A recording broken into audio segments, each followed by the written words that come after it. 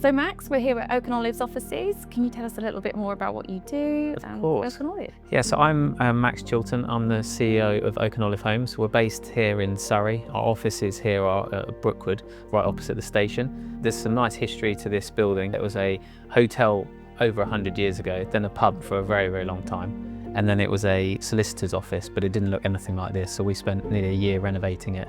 We're currently in the cellar, which wasn't even standing height. We lifted the floors and then sort of tried to put our O&O touch on it, along with your beautiful V4 flooring. So it's become a really great space. We always like our staff and our team members to feel like they're at home when they're at work. This is our client meeting room where we've got samples on the shelves of your flooring and tiles that we use.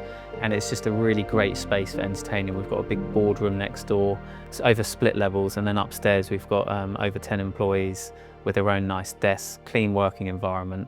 And it was a really good decision from where we were originally to be here now and welcome clients and potential contractors into the office space.